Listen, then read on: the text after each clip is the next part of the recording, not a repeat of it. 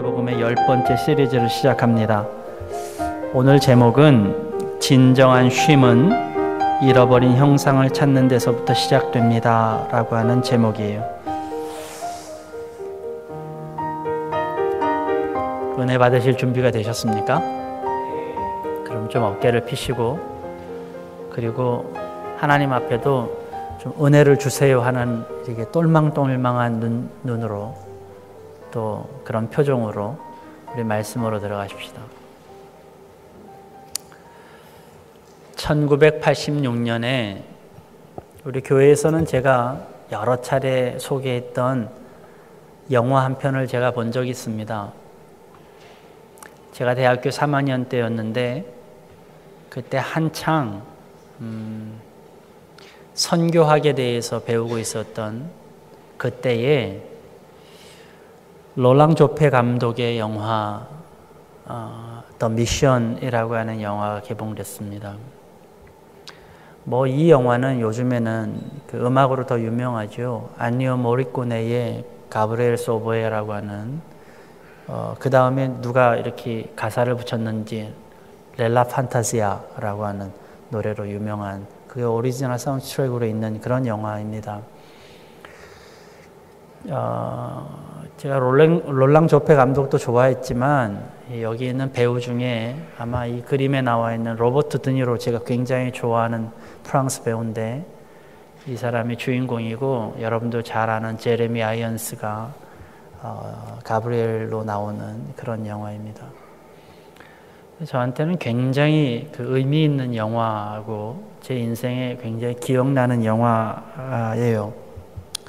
그것도 제가 아주 좋은 영화관에서, 호아마톨 좋은 영화관에서 이 영화를 봐가지고 음악도 얼마나 기가 막히게 들었는지 모릅니다.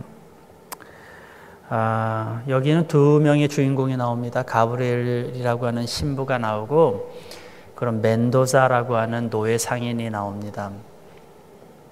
영화의 첫 장면은 밀림 한가운데에서 선교사로 보이는 사람이 옷이 벗겨지고 나무에 원주민같이 보이는 사람들에 의해서 십자가에 묶인 상태로 강에 던져지는 장면으로부터 시작됩니다.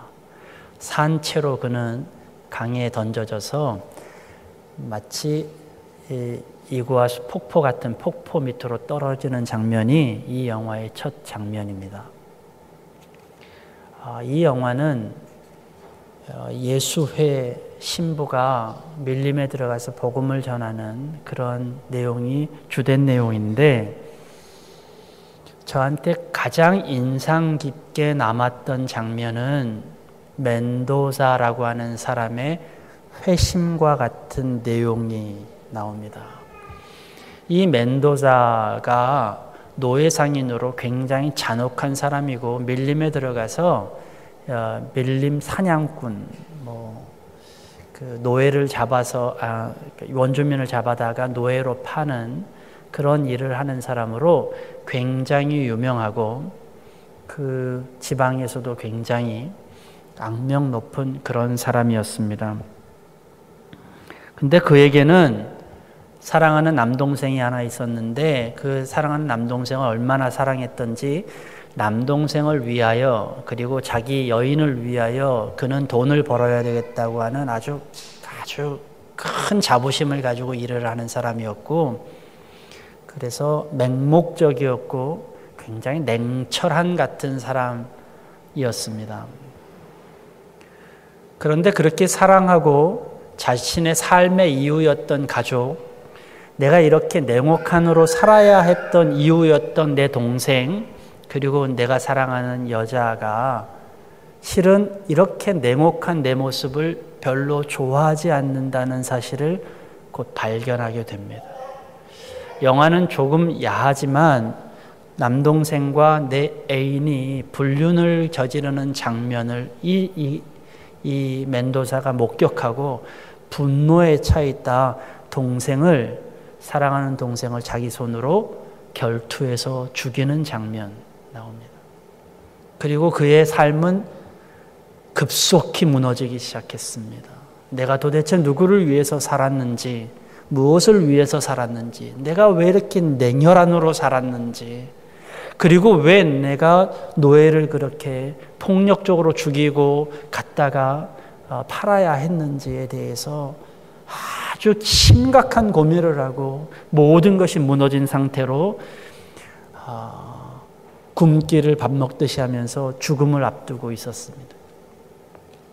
그에게 가브리엘스 신부가 찾아와서 딱 한마디를 합니다.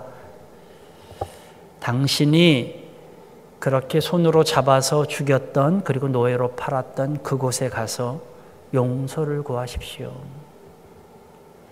그는 그 말을 듣고 자신이 가지고 있었던 장비들, 전투복, 그리고 칼, 그 무거운 것들을 한가득을 짊어매고 그 산, 그 밀림에 혼자 가기도, 몸 하나 가기도 힘든 그 밀림을 그것을 메고 갑니다. 마치 모든 자신의 짐들을 고행을 하면서 짓고 가듯이 말입니다. 그리고 그 장면 이후에 아주 인상적인 장면이 여러분하고 지금 잠깐 같이 보려고 해요. 그가 원주민 앞에 갔을 때 원주민이 그에게 칼을 들고 달려옵니다. 칼을 들고 달려갔던 그 원주민은 그가 노예 상인이라는 걸, 그리고 또 내 동료들을 잡아갔다는 걸 알고 있어요. 근데 그가 앞에 나타나서 칼을 가지고 그의 목에 대는데 그 칼이 자르는 것은 멘도사의 목이 아니고 그가 짊어지고 온 짐들을 잘라줍니다. 한번 같이 좀 보실까요?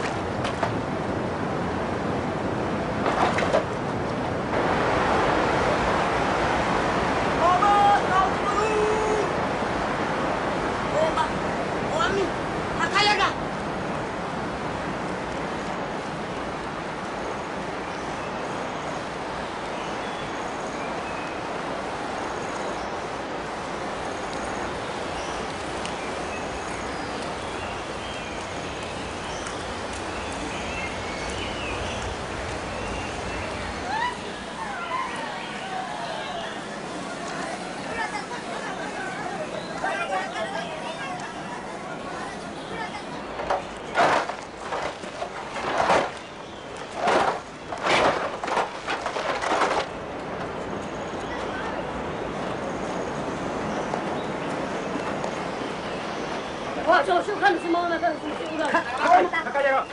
술 먹어요.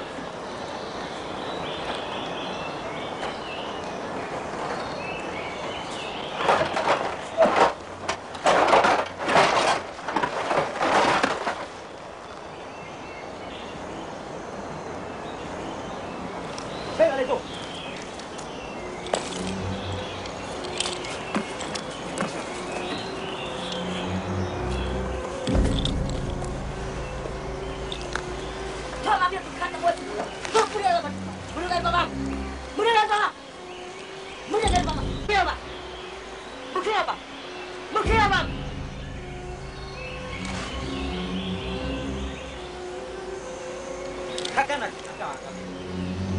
Kinupara.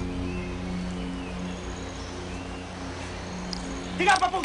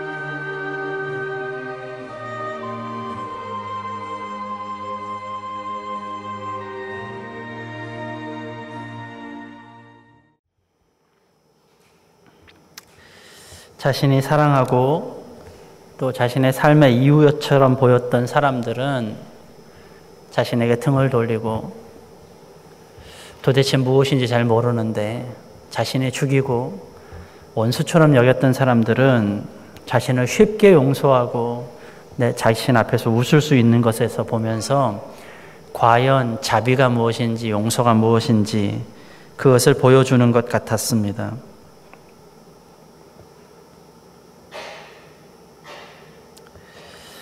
멘도사는 되게 강해지려고 노력했던 그런 사람입니다. 강해지려고 노력하니까 자신의 것을 지키려고 무단히 노력을 했던 것이죠. 그런데 오히려 상처만 받았습니다.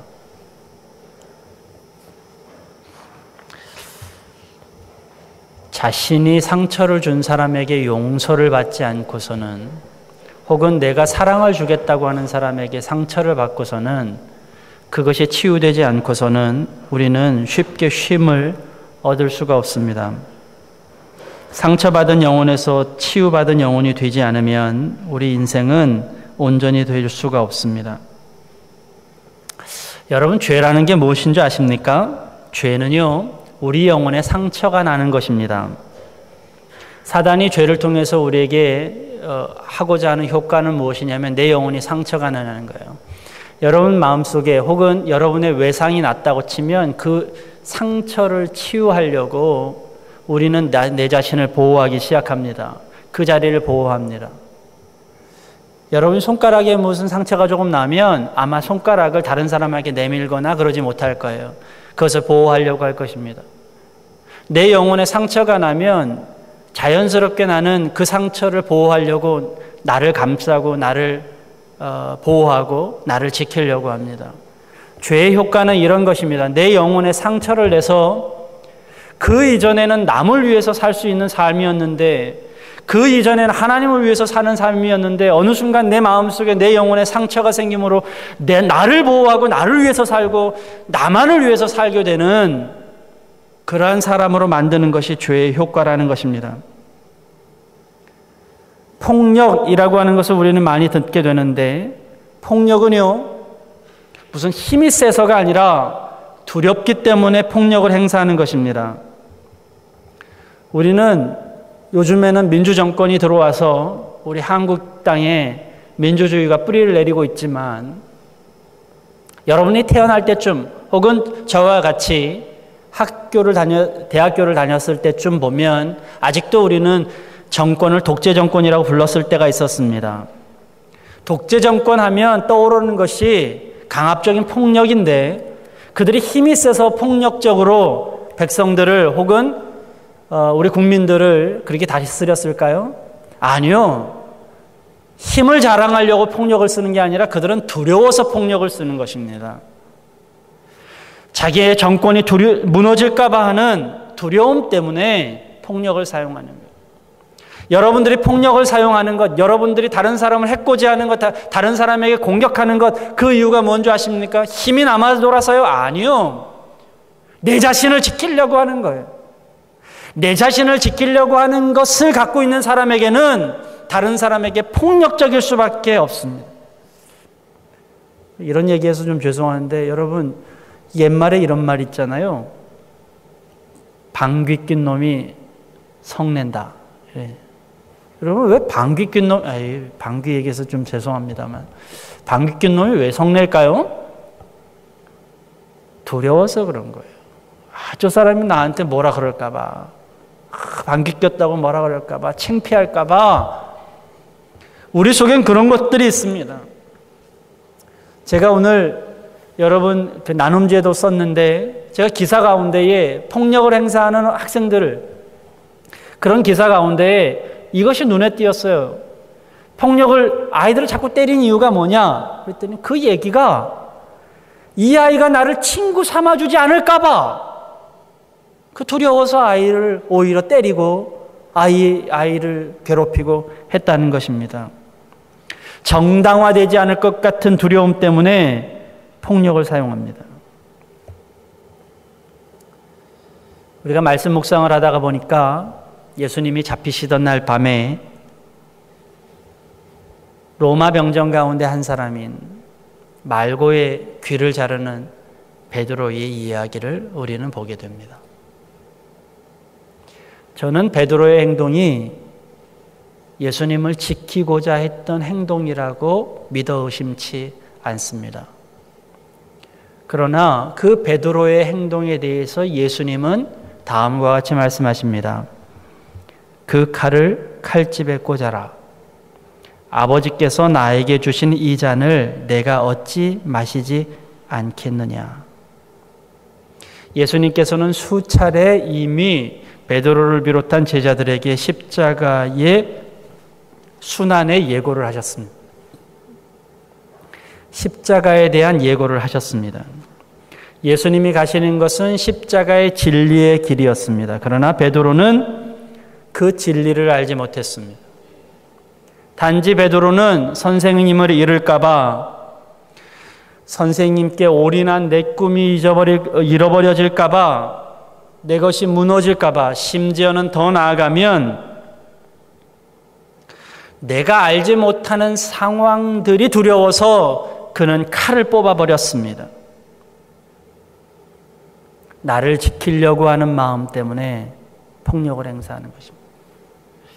폭력 얘기를 뛰어넘어서 조금 더 이야기하면 이런 경우가 있습니다. 여러분들이 결혼 안 하신 분들을 가만 보면 여러분들이 남자친구를 만나고 여자친구를 만나는데 고민이 많은가 봐요. 그래도 참 이게 감사한 건지 아닌지 모르겠는데, 예전에는 남자친구 여자친구 만나면 부모님보다 저한테 먼저 얘기하더니 요즘에는 숨기는 친구들도 있어요. 그래도 우리 교회는 감사하게도 저한테 제일 먼저 와가지고 여자친구 생겼다고 남자친구 생겼다고 얘기하고, 근데 고민이 많죠. 이것저것. 근데 그 고민 가운데 뭐가 있는 줄 아세요? 두려움이 있어요. 두려움. 남자친구를 잃을까 봐, 여자친구를 잃을까 봐.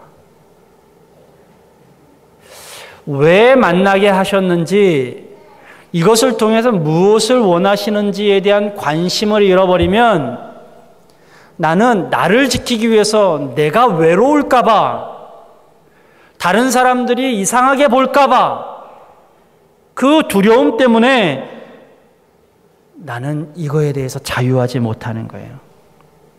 진리를 모르면 두렵습니다. 어디로 갈지 모르면 두렵습니다. 그러니까 믿음이 없으면 두려워지는 것입니다. 믿음이 없으면 당연히 내 방법을 찾게 되어 있습니다. 내가 두려워지면, 믿음이 없으면, 진리를 모르면 내 방법이 무엇일까 찾게 됩니다.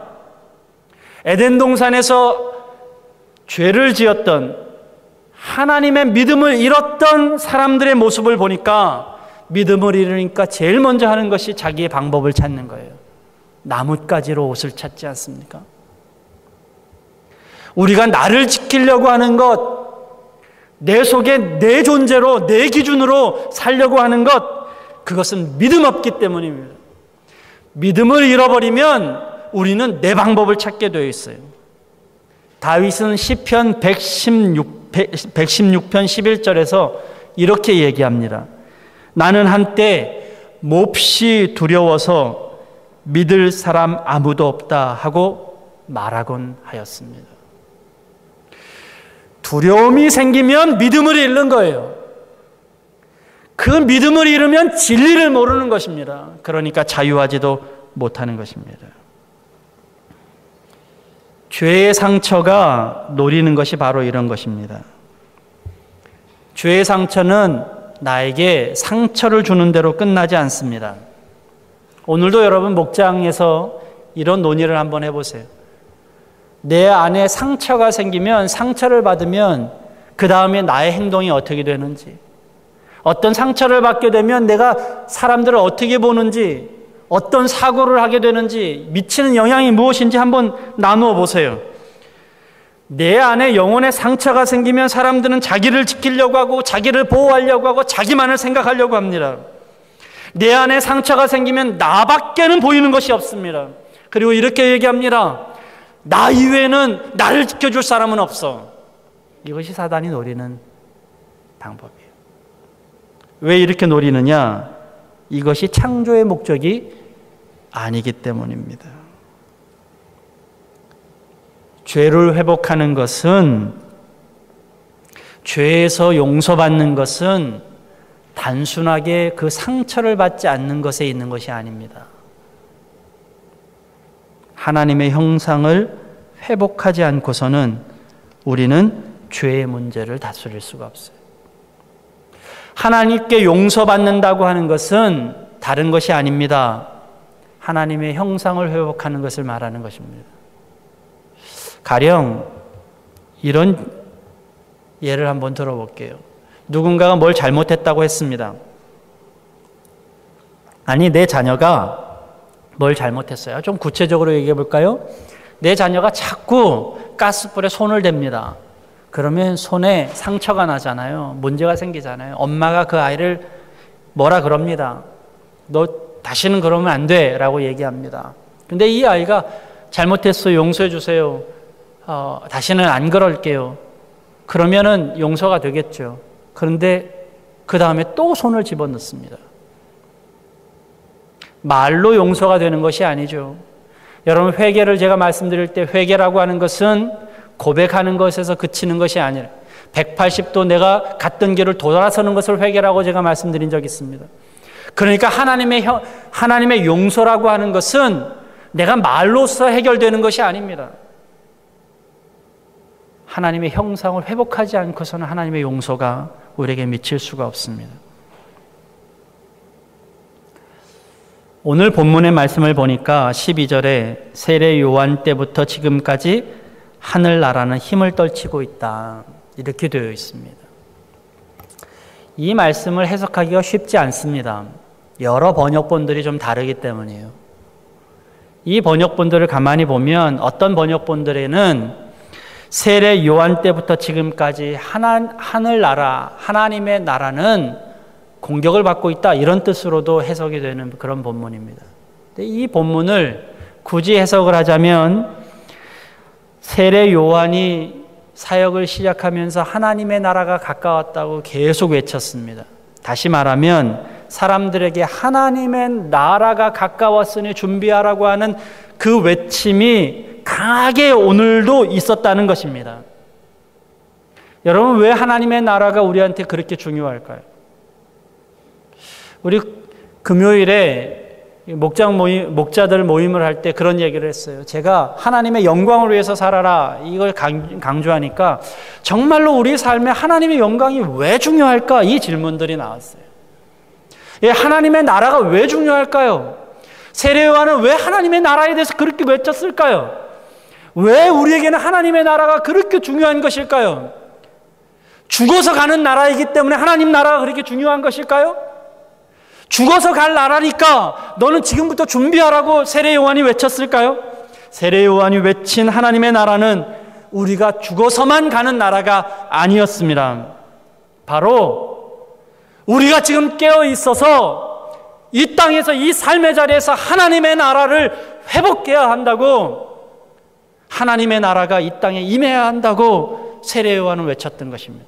그럼 하나님의 나라가 임하는 것은 무엇입니까?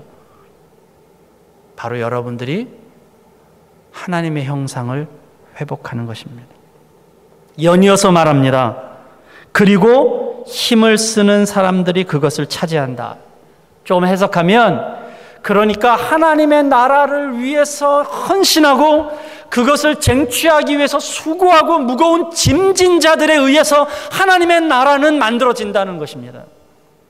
제가 한두 주 후에 수고하고 무거운 짐진 자들아, 이 이야기를 여러분들하고 좀 나눌 텐데, 많은 사람들은 수고하고 무거운 짐을, 내 짐을 내려놓는다고 생각을 해요. 그러니까 그 말씀을 너무 좋아해요. 내 짐을 내려놓을 수 있어서 하나님 앞에. 여러분의 짐을 내려놓으면 여러분의 어깨에는 짐이 없을까요? 여러분한테 이렇게 묻습니다. 이것이 오늘의 주제는 아니지만 한번 묻습니다. 여러분 마음속에 생각을 쥐어버리면 다른 생각이 들어오지 않습니까? 여러분 마음속에 욕심을 지워버리면 다른 생각은 안 들어옵니까? 평생 여러분 마음속은 비어 있습니까? 천만에요. 여러분, 우리가 착각하는 것이 있습니다. 우리가 무거운 마음들, 무거운 짐들, 또 무거운 생각들을 내가 벗어버리면 내가 가벼워질 거라고 생각합니다. 그런 일들은 없습니다. 내 속에 영이 있기 때문에, 내 영이, 하나님의 영이 빠져나가면 그 속에는 다른 영이 채워지는 거예요. 거꾸로 얘기하겠습니다. 내 영에 악한 영이 빠져나가면 선한 영을 가져야만 악한 영이 더 이상 들어오지 않는 거예요. 그러니까 이 땅에 탐욕적인 무거운 짐, 어려운 무거운 짐, 내가 쓸데없는 무거운 짐들, 그 짐들을 내려놓기를 원한다면 여러분은 하나님의 수고와 하나님의 짐을 짊어지어야만 합니다. 우리 그리스도인들이 하나님의 짐을 짓는 사람들이에요. 이 이야기를 왜 안 가르치죠? 왜 이 이야기를 여러분한테 하지 않죠?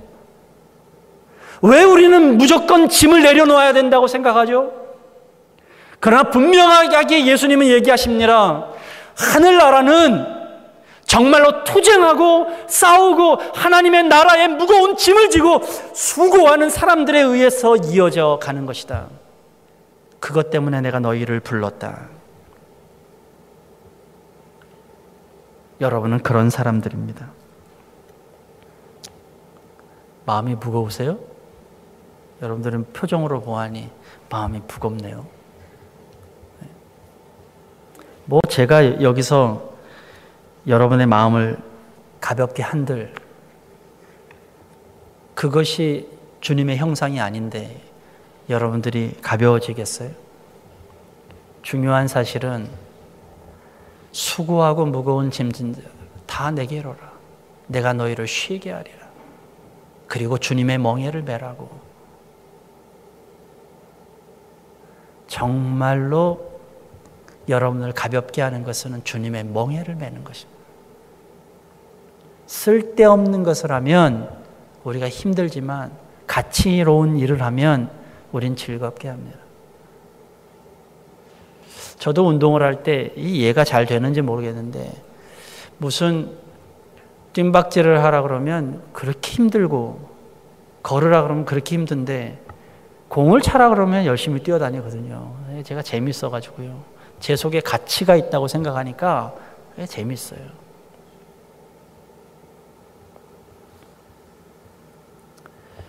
하나님의 형상을 회복하는 것, 그러면 우리는 우리가 알아야 할 하나님의 형상은 곧 무엇인가를 찾아야만 합니다. 여러분들은 하나님의 형상이 무엇이라고 생각하십니까? 우리는 하나님의 형상을 알기 위해서는 창세기 1장과 2장을 잘 읽어야만 합니다. 왜냐하면 그때에 하나님의 모든 형상이 우리에게 보여지기 때문입니다. 창세기 1장과 2장을 가만히 보면 하나님은 값없이 주시는 형상이셨습니다. 인간이 아무런 수고와 노력을 하지 않아도 요구가 없어도 하나님께서는 인간을 창조하셨고 인간에게 모든 것을 주셨습니다. 거저 주셨습니다. 우리의 요구와 상관없이 그들은 그냥 주셨습니다. 여자가 필요하다고 얘기하지도 않았는데 동역자를 주셨습니다.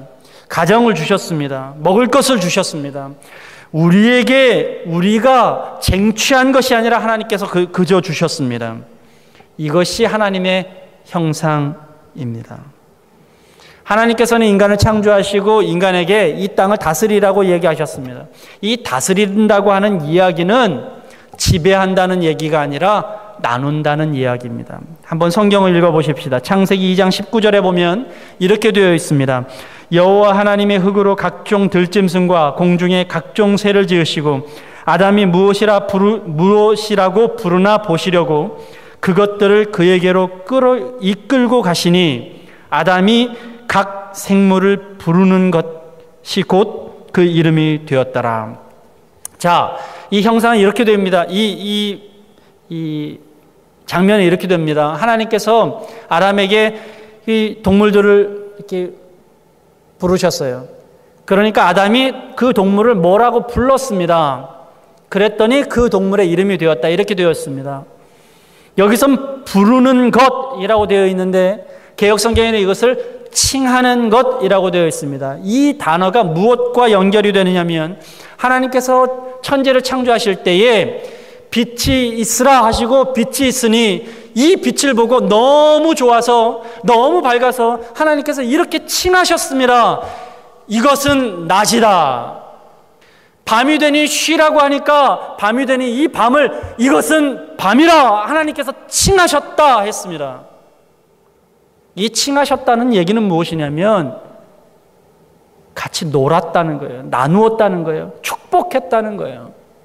다시 말하면 이 칭한 것은 선포하는 것입니다. 이 동물을 보니까 이 동물이 너무 아름다워. 너는 아름답다. 이것이 이름이 됐다는 것입니다.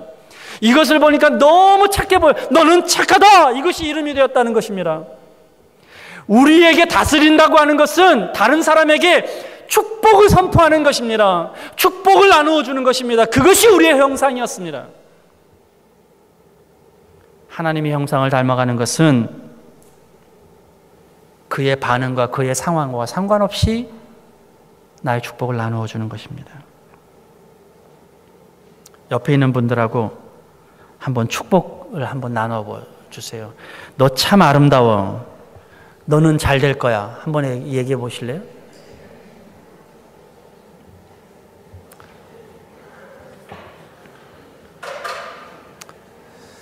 참 놀랍게도요, 우리의 죄의 상처가 어떤 부분이 있느냐면 남을 축복하면 내가 그 복을 못 받을 것 같은 상상을 합니다.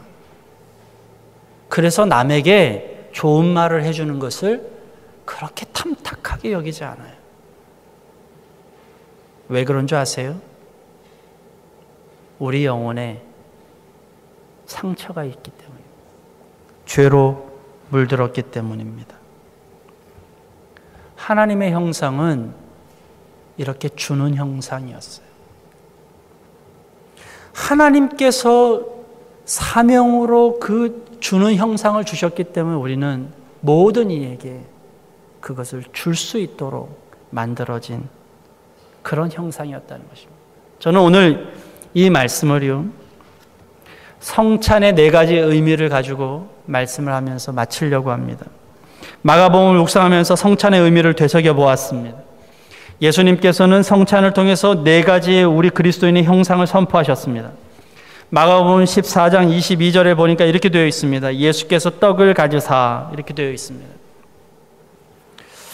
우리는 선택받은 것입니다. 그리스도인은 선택받은 존재입니다. 그런데 선택의 의미를 권리로 생각하는 사람들이 있습니다. 내가 선택받은 것은 권리라고 생각하는 사람들이 있어요. 그러니까 내가 선택받았으니까 나는 특권을 누려야 돼, 권리를 누려야 해. 이것이 특권의식입니다.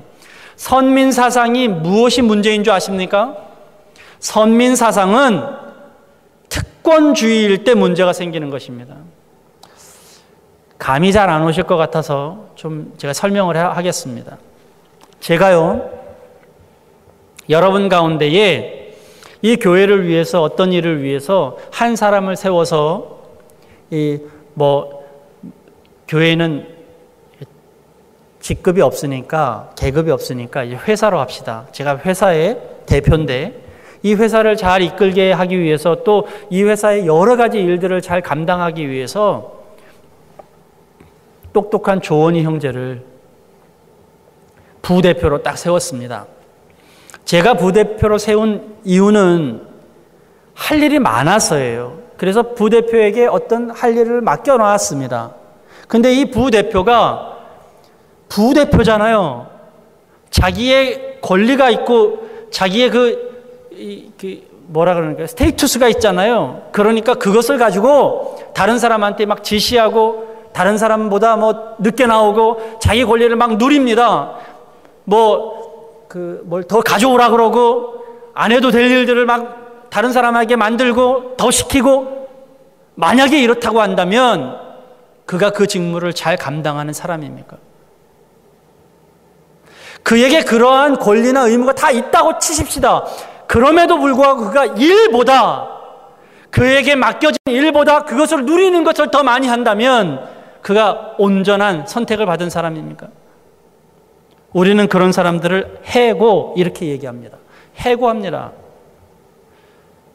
우리에게 권리를 더 주장하고 그 특권을 더 주장하는 것을 우리는 잘못이라고 이야기합니다. 그러면 선택되었다고 하는 진정한 의미는 그가 맡은 바 사명이 많다는 것입니다.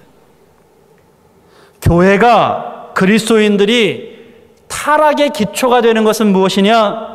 바로 선택된 것의 특권의식입니다.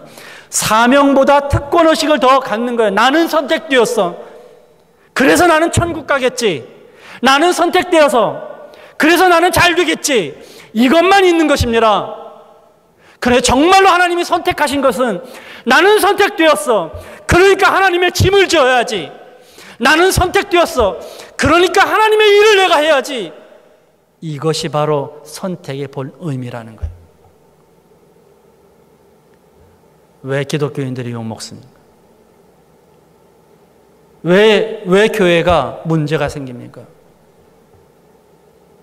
선택을 사명이 아니라 특권으로 생각하기 때문에, 선택을 하나님께서 나에게 맡겨주신 임무가 아니라 받을 권리로 생각하기 때문에,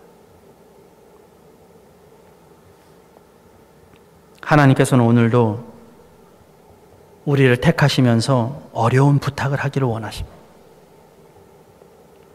우리를 믿음 좋게 하시는 이유가 있어요. 보다 더 어려운 부탁을 하기 위해서요. 내가 해야 할 정말로 일이 있는데 누가 이 일을 할까? 그래서 우리를 부르시는 거예요. 여러분들은 그러한 의미의 선택받은 사람들이 되기를 간절히 소망합니다. 그 봐요, 아멘이 적잖아. 저는 여러분들한테 이렇게 간절하게 말합니다. 이 교회에서 나와 함께 나를 위해서 일해줄 사람이 있어요. 이 교회를 위해서 나와 함께 헌신해 줄 사람이 있어요. 근데 여러분들이 다 내가 받을 것만 생각하고, 여러분들이 다 내가 누릴 것만 생각하고 있으면 무슨 일을 할 수 있겠습니까?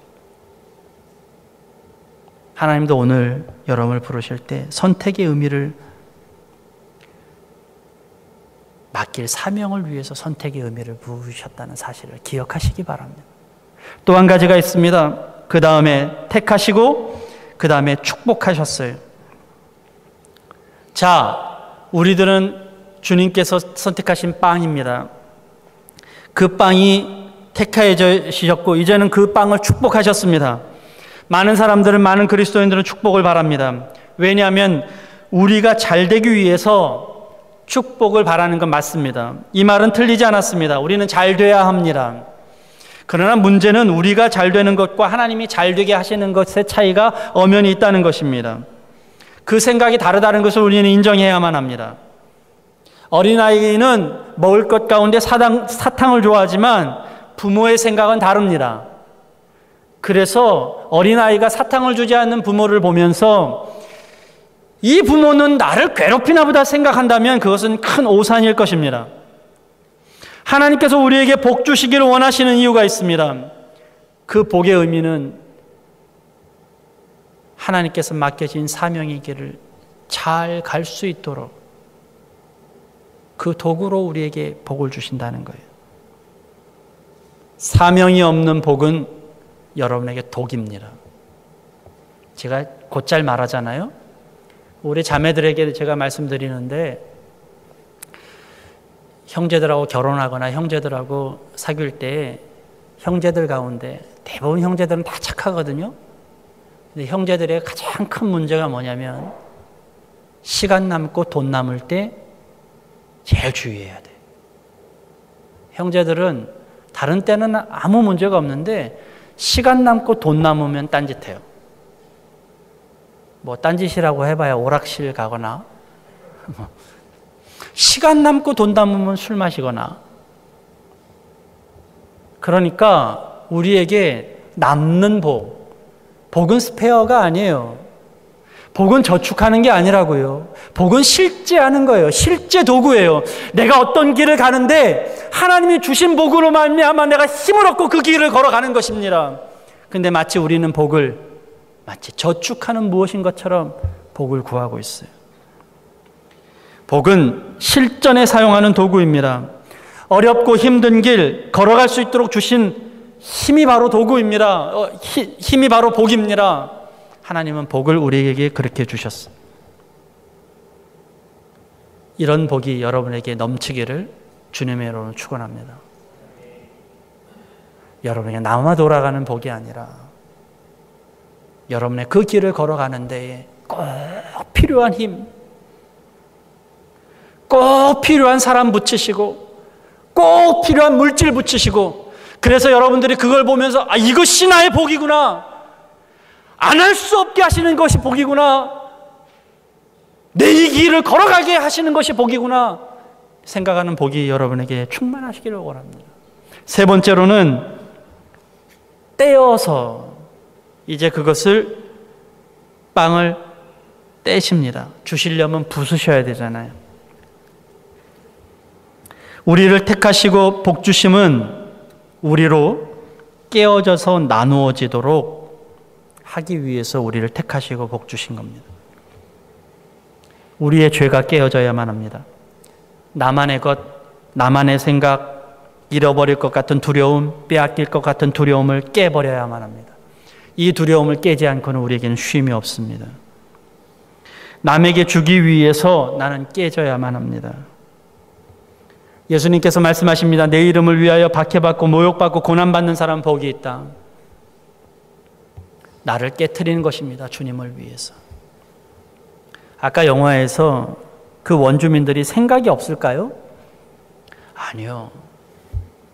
제가 그 영화를 처음부터 끝까지 봤기 때문에 그 원주민 가운데 추장으로 취급되는 그 사람, 머리 좀 빨간색 이렇게 있는 그분이, 그 사람이 걸어가는데 이 멘도자에 의해서 몇 명이 죽고 잡혀가는 것을 자기 눈으로 보거든요.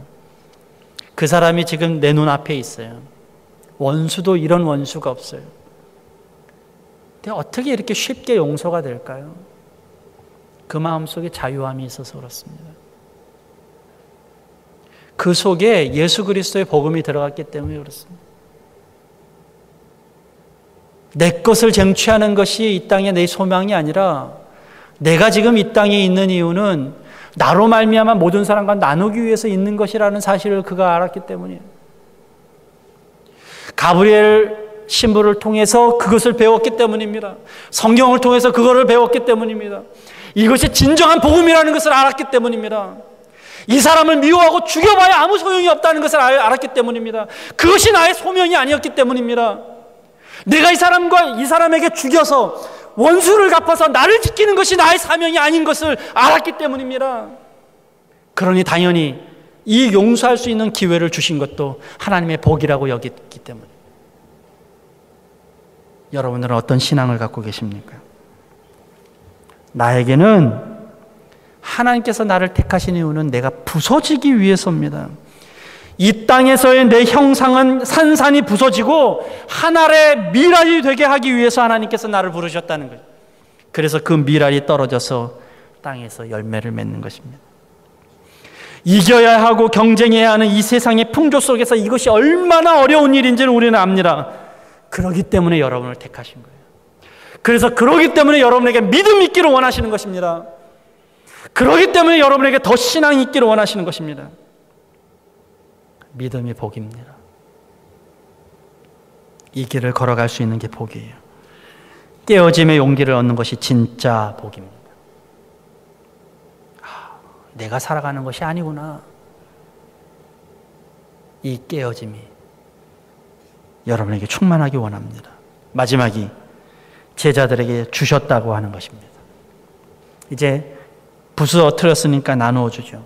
여러분, 내가 깨어지지 않으면 다른 사람에 못 줍니다. 내 자존심, 내 문제, 그리고 나만을 위한 것이 깨어지지 않으면 다른 사람에게 줄 수가 없어요. 그러나 하나님의 형상이 거저주는 형상이기 때문에 나는 그 형상을 회복하도록 이 땅에 주는 것입니다. 그것이 온전한 우리의 삶입니다. 싸우고 얻고 쟁취하는 일련의 세상 속에서는 우리는 쉼이 없습니다.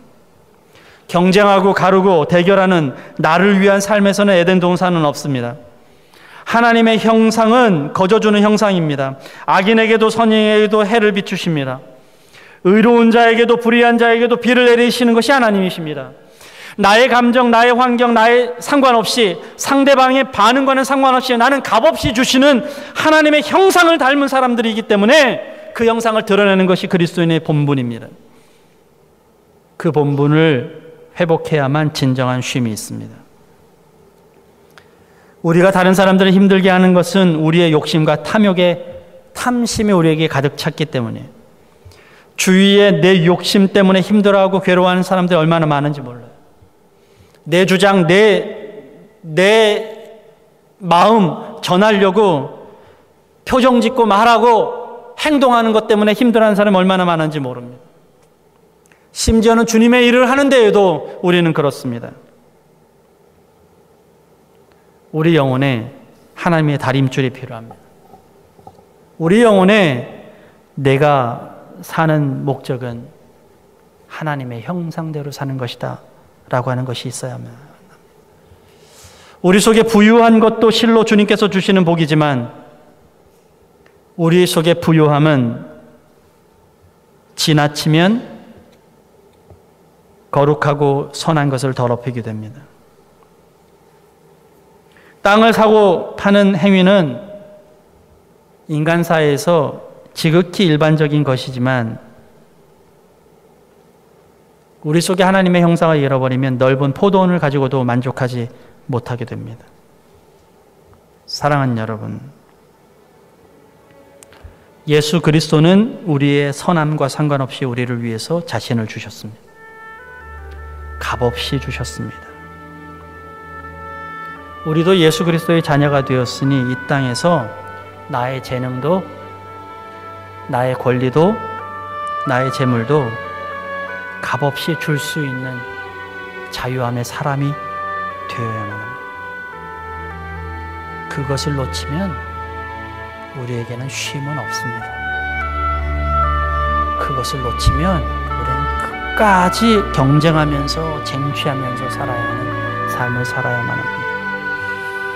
나를 나누어서 다른 사람을 배부르게 할 수는 없습니까? 내가 짓밟혀서 다른 사람을 좀 세워줄 수는 없습니까? 내가 죽어서 원수를 살릴 수는 없습니까? 그것을 그저 하나님이 원하신다는 것 하나만으로도 결단할 수 없으십니까? 예수님의 십자가는 바로 그런 것이었습니다. 욕심을 이기고 나를 값없이 나누어 줄 때 여러분들이 스스로 하나님의 형상임을 선언할 때에 그제서야 여러분의 삶에는 비로소 쉼을 얻게 있게들 좀 있습니다. 아름다운 주님의 교회 교인들은 하나님의 진정한 형상을 회복하는 이 땅에서 미련하지만 어리석지만 하늘에서는 칭찬받는 귀한 주님의 종이 되시기를 주님의 이름으로 기도드립니다. 기도하겠습니다.